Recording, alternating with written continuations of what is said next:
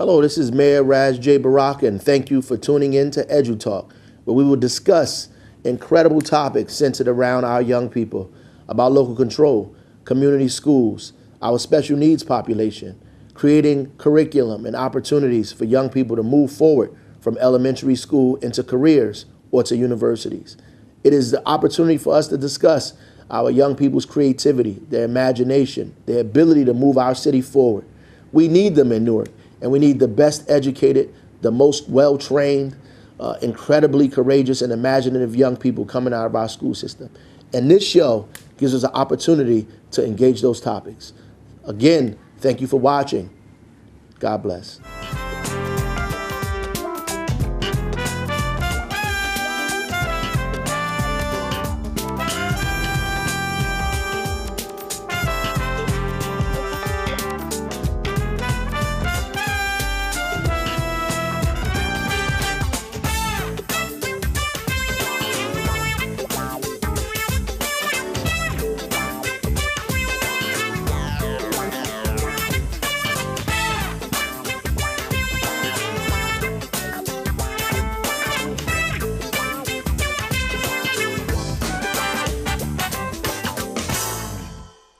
Welcome, everyone. This is EduTalk, and you have tuned into our premiere broadcast. We're going to be talking about all issues regarding education. Today, we are going to be talking about the return to local control for the Newark Public Schools District. Before we get started, though, we have two things very important. The first is that I would like to dedicate this show to someone who was a phenomenal educator, a giant in the world of art and culture in Newark, New Jersey, and beyond. And don't want to say too much more, but this show is dedicated to Rodney Gilbert and Yindor Productions. Moving on now. This is a fun fact, and we're going to try to have fun facts for every show. The fun fact for today, and you have time to kind of figure out what the answer is, because I'm going to give you the answer later on in the show. The fun fact for today is this question: who was the first superintendent of Newark schools? We'll get back to the answer to that a little later on. So today we have two guests who are very important, who do a phenomenal amount of work to help the Newark Public Schools District to have programs that work well for students, and who are also very much involved in the return of local control to our school district. And I'm going to actually allow them to introduce themselves. Those of us in the educational community know them both very well, but many of our viewers will not. So we will start to my left, far left. Hi, I'm Deputy Superintendent Robert Gregory. I have over 20 years of experience in the Newark Public Schools. Spent 8 years as a teacher, another 3 years as a literacy coach and central office supervisor, and then 9 years as a principal, the founding principal of American History High School, 2 years as an assistant superintendent, and was recently promoted to deputy superintendent in June of 2017. Thank you. Great, and I'm Ronald Chaluisan-Badje. I've had the privilege of serving young people over the last 30 years, 10 as a teacher in New York City, and then 10 as a principal of a 6th through 12th grade school. And then the last 15 years I've been working supporting teachers, young people, and families around issues that help improve outcomes and expand opportunities for young people. Thank you. So we have representation here from the Newark School District, from the Newark Trust for Education, and I am Antoinette Richardson, and I'm the Chief Education Officer for Mayor Baraka's Office of Comprehensive Community Education. So we are going to try today to help everyone to understand what local control is, what it might look like, and what exactly is going on with the process right now. So after 22 years under state receivership, because that's how long it's been that Newark public schools were controlled by the state of New Jersey. And we are now in the process of coming out of that with a plan that's being developed, a transition plan. We know that there are more steps that have to take place, that there will be a referendum to see if we keep an elected board or if we go to a mayoral appointed board. There will have to be a selection of a new superintendent. These are all mandated parts of the process. So what excites you about the return of local control on the one hand, and then what keeps you up at night about local control? Ron? I think the most exciting part is just that this is the culmination of a process that's been going on for a few years. There have been so many pieces of work and so many people working hard in Newark to make sure that young people, their parents, and their communities are well served. And this is kind of the final phase of coming back to something that's been wanted for a long time. So I think that that's tremendously exciting. I think, as always, anytime we have the responsibility of educating young people, we have the responsibility of making sure that they succeed against the targets that are set both by the state and the district. It means that we have to coordinate our efforts, we have to collaborate, we need to listen to each other. And so I think taking on that responsibility and sharing that accountability is something not so much that I feel keeps me up at night, but I do know is tremendously important, takes a lot of work. Thank you. Robert, may I call you Robert? Sure, of Thank course. What excites me the most is the opportunity for residents in this city to select who they want to run their school district. I'm a firm believer in self-determination, and I also believe in the people here in the city of Newark. We've been doing some remarkable things over the past several years and look forward to working with residents, improving our school system. I think the thing that keeps me up most at night is managing expectations. One, we want to make sure we are getting breakthrough results, but we are dealing with systemic failures that require systemic solutions. And those systemic solutions, as Ron indicated, require a tremendous amount of coordination and collaboration. And we want to make sure when we make decisions, we are making them in the best interest of students and based on research-based practices. And so with that, there comes the opportunity for us to improve things, but improvement will not occur overnight. Let me ask you, can you give for the viewers an example of what one such thing might be? Well, I think an initiative that we've embraced as a city is the South Ward Community Schools Initiative. And what it is it's organizing all elements of this city, from city government to health services to the school system, to coordinate services for students in the South Ward around 6 core elements that drive our work.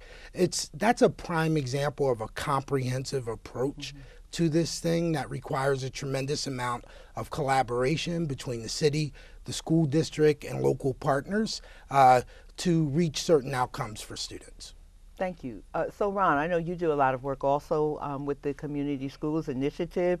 Your organization actually serves as an intermediary for the effort. How do you view the Community Schools Initiative in relation to local control? Well, I think it's a natural place for local control. The whole premise behind community schools is that young people, their families, community members are working together, voicing their opinions, creating forums to have those opinions heard, debate, really keep the children at the forefront and make decisions that help improve the outcome. So it's a microcosm, I feel, of what's going on across the city and what's possible when people do make a commitment to work together. Thank you. Now, on November 1st, there was a event, a citywide, there were events, but really coordinated kind of cooperatively, where all over the city at 5 different sites, 1 in each ward, people from the city, residents came together to talk about, not just to talk about local control, but to actually participate in answering questions that, and those answers would feed into the actual transition plan. So residents worked in small groups. I saw a lot of collaborative kind of expression, and people, they spoke at the end, they reported out. You were both there Can you talk about what it looked like to you and what you felt about that process? Robert? Sure. It was a phenomenal event that epitomized the type of coordination and collaboration we've been doing to make local control a reality. So we had community-based partners in each of our 5 wards. We had assistant superintendents and myself, the deputy superintendent, facilitating a 20-minute PowerPoint, if you will, that outlined the history of the return to local control. It also spoke about the core responsibilities of a superintendent, the core responsibilities of a local school board, and then the most powerful aspect of the evening was the 45-minute table discussions that occurred. And those 45-minute discussions were an opportunity for our community to weigh in on 3 aspects of the transition plan where we can co-author what it looks like. The spirit of that evening was to capture their voices and make sure their voices are heard in our plan. Thank you. Ron?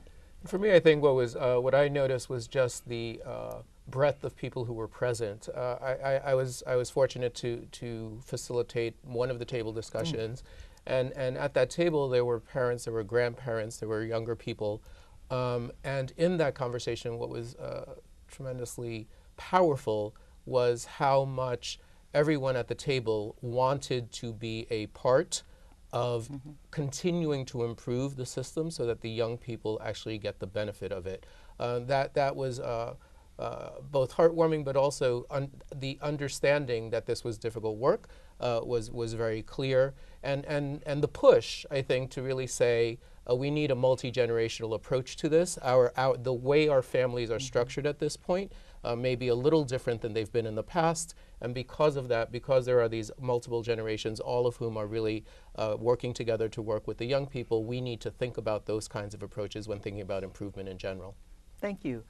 When we look at that dynamic of that event, of that evening, how do we see that we can continue that kind of work so that we can, I believe, the way we talk about it, in the mayor's office, is that we want to help to transition relationships so that we're not always working in opposition, so that we can find a place where we're working together, toward mutual goals. Can we speak to that in relation to this? Sure. So one of the things that came out of those discussions was really exploring different ways to have continuous input into a conversation and really harnessing the power of technology, not necessarily thinking only of the face-to-face time, although face-to-face time is really important, but also what are different ways of getting information on a regular basis from parents, from community members, from students themselves that help guide the day-to-day and month-to-month decisions that are necessary for the system to continue to improve. So I think there's an openness, there's a dedication, there's a passion about trying to get these methodologies in place, and I think at the Trust there is definitely a willingness to help coordinate that work and figure out how we move that forward. Wonderful. Yeah, just to piggyback on that, I also appreciated the coordination and input from the community. I think one of the strongest attributes of an educator or an educational institution is responsiveness, your ability to respond to the needs and the demand of the people that you are in fact serving. So the number of venues we have to promote that, the better off we're going to be. Thank you. And this question, this is sort of a devil's advocate question, but I hope not. What can we look forward to from the district, from the Trust, as we move forward into local control? I am a parent. I'm glad that, well, I am actually not a parent now, have been, but I'm saying if I am a parent, speaking as a parent with children in the Newark Public Schools, I know local control. I've heard it's a good thing. I don't know what's going to be different. What do I have to look forward to? Well, I would say on the part of the Trust, I think we always try to go back to what it is that we're trying to accomplish with our young people, right? And so I would argue that for our young people to have models of what it means to take on a question, research that question, and get multiple pieces of information about how to answer that question, and then present that information and defend it is something that is tremendously important in the educational process. So I think on the part of the Trust, I think we're going to be working with schools directly. We're going to be working, outreaching to parents. We will work with community members to create the types of forum where that exchange of ideas can happen, where that kind of debate can occur, and where the synthesis of those ideas can come together to create potential solutions for consideration by the board, by the district, by the city. So that's the kind of work that I think over the next 18 to 24 months will go into high gear and then continue after that, because at the end of the day, this is a transition, but it doesn't end. The kind of work we're talking about needs to go on into the future as our younger and younger kids continue through the process. Absolutely. So as a school district, we have embraced the notion that adult actions lead to student outcomes. And so one of the things that we have really buckled down on and harnessed is the ability to grow our teachers and grow our principals and ensure that they are getting the professional development needed to ensure our students acquire the social and academic skills needed to attend and graduate an institution of higher learning.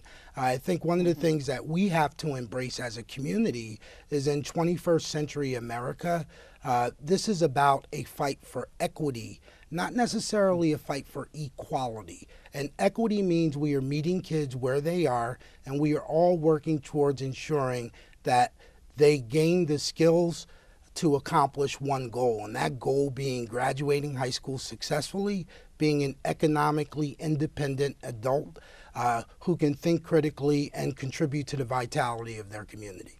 Okay. I have a real devil's advocate question now, and that is, from the perspective of many, so much damage has been done, and this, we only have time for a short answer, but do you see that we can overcome the real and perceived damage that's been done to the structure of the district, to students over, the last period? Trust is the key to any relationship. And I think we all know that, and we all realize that. The more transparent we can be, ensuring the community understands where we are at, using data to inform the decisions that we are making, and having forums where we can openly discuss some of the wounds, if you will, of the past 22 years, I think will get us to a place where we can trust in one another more, where we can believe in one another, and where we understand this isn't about a us versus them, a me versus you. This is about a we, the community, the state coming together to make the lives of students and their families better. Thank you. Would you like to add? Sure. I would just, again, I go back to our young people, and I would like to, I'd like to reframe it just a little bit in saying that we have a very vibrant history over the last 25 years. And as a person who has studied history and taught history, the notion of really learning is an important one. So rather than thinking about it as things in the negative space, really thinking about what have we learned? How have some of the decisions, whether they worked or didn't work, taught us a better road to go on? And I think we're ripe for that. I think that there are so many amazing teachers and principals doing this work in the system, parents who have lived through this, that have those history lessons. And so helping our young people really understand that, and understand that success comes from continuously working to improve your community. And we have to harness that both at our kids, in our parents, in our community members. We will be successful. There's no doubt about that. The question is getting there. Absolutely. Thank you. Now I want to stop and just give the answer to our fun question for today, and that is, who was the first superintendent of Newark Public Schools? Did anybody get the answer? I was wrong. I thought it was William Barringer. No, it was not, and you were wrong. The deputy superintendent was wrong. The correct answer is Stephen Congar, and that was in 1855. Yeah. I was in first grade. 1855. Okay. And we're going to have more fun facts at every single edition of EduTalk. We're going to have fun facts so that we can all become more educated about Newark and about the Newark Public Schools. So I would like to thank you for joining us for our premiere show. Thank you to Mayor Baraka for the sponsorship of this show, and thank you to Deputy Superintendent Robert Gregory. Thank you to Ron Chalucian. Did I say it right? It was close. Sometimes I do and sometimes I don't. I'll always do better. And Ron is, again, the Executive Director of the Newark Trust for Education. Thank you all for joining us today.